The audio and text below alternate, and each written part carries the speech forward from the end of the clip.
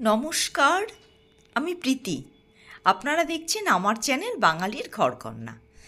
আজকে আমি একটা রান্না নিয়ে এসেছি, ফুলকপির রোস্ট। চলুন তাহলে দেখা যাক কী কী সামগ্রী লাগছে। এখানে আমি একটা গোটা ফুলকপি নিয়ে নিয়েছি, পেঁয়াজ নিয়ে নিয়েছি চৌকো করে কেটে, কাজু বাদাম, চারু মগজ, সাদা তিল আর কিশমিশ। তার সঙ্গে নিয়েছি গোটা 6 কাঁচা লঙ্কা। আমি এইগুলো দিয়ে একটা পেস্ট বানাবো। তার আগে এগুলোকে রোস্ট করে নেব। এবার আগে যেটা করব সেটা হচ্ছে ফুলকপির যে শক্ত বোটাগুলো সেগুলোকে কেটে নেব। যেগুলো বড় ফুলকপি সেগুলোকে হাফ করে নেব আর মাঝখান থেকে চিড়ে নেব। এইভাবে সব ফুলকপিগুলো আমি কেটে নিয়ে এটাকে ভেজে নেব। তেল নিয়ে নিয়েছি 2 টেবিল চামচ, তার মধ্যে পেঁয়াজগুলো দিয়ে দিচ্ছি। পেঁয়াজগুলো ব্রাউন করে ভেজে নেব। পেঁয়াজগুলো ভাজা হয়ে গেছে। এবার এর মধ্যে মিশিয়ে দেব চারু মগজ, কিশমিশ, সাদা তিল আর কাজু বাদাম, কাঁচা লঙ্কা। এবার এগুলোকে সবগুলো একসঙ্গে মিশিয়ে ভালো করে রোস্ট করে নিতে হবে। যাতে ভালো করে সিদ্ধ হয় তার জন্য সামান্য পরিমাণে লবণ ব্যবহার করতে হবে। ভালো করে রোস্ট হয়ে গেছে। এবার এর মধ্যে মিশিয়ে দিতে হবে হাফ কাপ জল। জলটা দিয়ে এটাকে ভালো করে সিদ্ধ করে নিতে হবে। এবার ঢাকা দিয়ে দেব। মিনিট 5 জন্য এটা সিদ্ধ হতে দেওয়া হবে। সিদ্ধ হয়ে গেছে। এবার আমি কড়াই থেকে এটাকে তুলে নেব, ঠান্ডা হতে দেব। ঠান্ডা হয়ে গেলে তারপরে মিক্সিং জারের মধ্যে দিয়ে এটার একটা পেস্ট বানিয়ে নেব। তুলে নিয়েছি, ঠান্ডা হতে দিয়েছি। এবার কড়াই নিয়ে নিয়েছি, তার মধ্যে দিয়ে দিয়েছি 1 কাপ তেল, সর্ষের তেল। তার মধ্যে ফুলকপিগুলো দিয়ে ভেজে নেব। ব্রাউন কালার করে ভেজে নিয়েছি। এবার ফুলকপিগুলোকে তুলে নেব। ফুলকপিগুলো বেশি পোড়ালে চলবে না, হালকা ব্রাউন কালার করে নিতে হবে। সেই কড়াইয়ের মধ্যে দিয়ে দিচ্ছি 1 টেবিল চামচ সর্ষের তেল।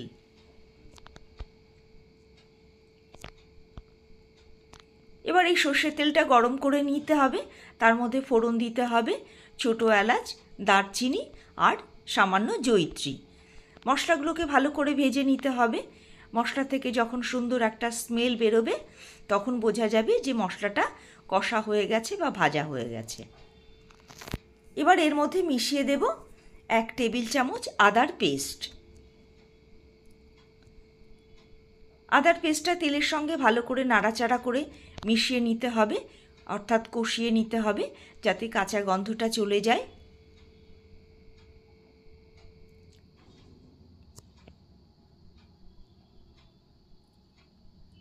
এবার এর মধ্যে দিয়ে দেব পরিমাণ মতো লবণ। তবে মাথায় রাখতে হবে যেহেতু আগে আমি মশলাতে লবণ দিয়েছি, তাই লবণের পরিমাণটা সেটা মাথায় রেখেই দিতে হবে। লবণ দিয়ে এবার মশলাটা ভালো করে কষিয়ে নিতে হবে।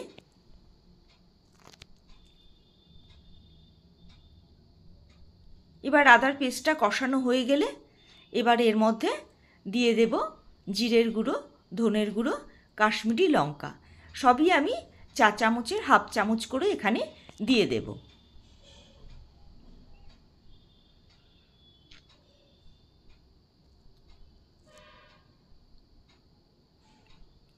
এবার আবার মশলাটাকে ভালো করে তেলের সঙ্গে কষিয়ে নিতে হবে। মশলা কষানো হয়ে গেছে। এবার আমি এখানটায় দিয়ে দেব 2 টেবিল চামচ ফেটিয়ে রাখা দই। দইটাকে মশলার সঙ্গে ভালো করে কষিয়ে নিতে হবে।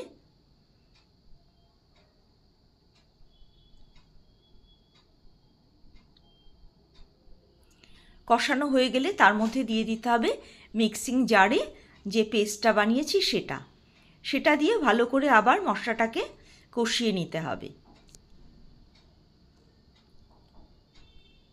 এবার এই মশলাটাকে আমি ঢাকা দিয়ে মিনিট 2 জন্য রান্না হতে দেব।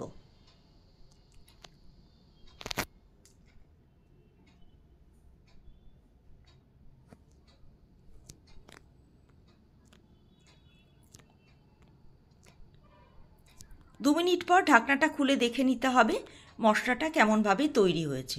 মশলাটা সম্পূর্ণ তৈরি হয়ে গেছে। এবার এর মধ্যে দিয়ে দেব আমি 1.5 কাপ দুধ। দুধটা দিয়ে আবার মশলার সঙ্গে এটাকে ভালো করে মিশিয়ে নিয়ে এটাকে আবার কিছুক্ষণের জন্য রান্না হতে দিতে হবে।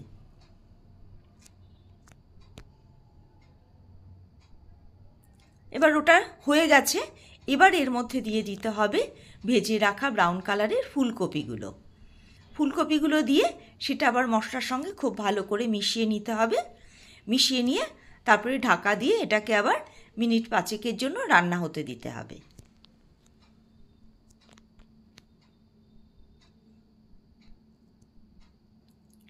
পাঁচ মিনিট পর দেখা যাচ্ছে পুরো ফুলকপিগুলো নরম হয়ে গেছে এবং সিদ্ধ হয়ে গেছে। এবার নাড়াচাড়া করে এর মধ্যে মিশিয়ে দিতে হবে 1/2 চা চামচ গরম মশলার গুঁড়ো। গরম মশলার গুঁড়োটা দিয়ে সেটা আবার ফুলকপির সঙ্গে খুব ভালো করে মিশিয়ে নিতে হবে।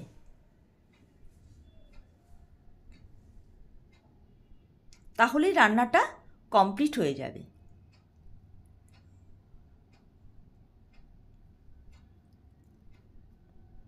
রান্নাটা কমপ্লিট হয়ে গেছে। এবার চলুন সার্ভ করে দেখা যাক। এই রান্নাটা রুটির সঙ্গে, পরোটার সঙ্গে, নানের সঙ্গে, এমনকি গরম ভাতের সঙ্গে অসাধারণ লাগে। সকলে ভালো থাকবেন, সুস্থ থাকবেন, আর আমার সম্পূর্ণ ভিডিওটা দেখার জন্য অসংখ্য ধন্যবাদ।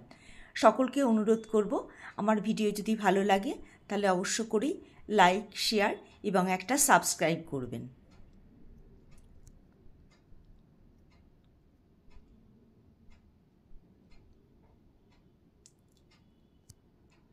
আজকের ভিডিওটা এখানেই শেষ করছি। আবার দেখা হবে নতুন একটা ভিডিও নিয়ে।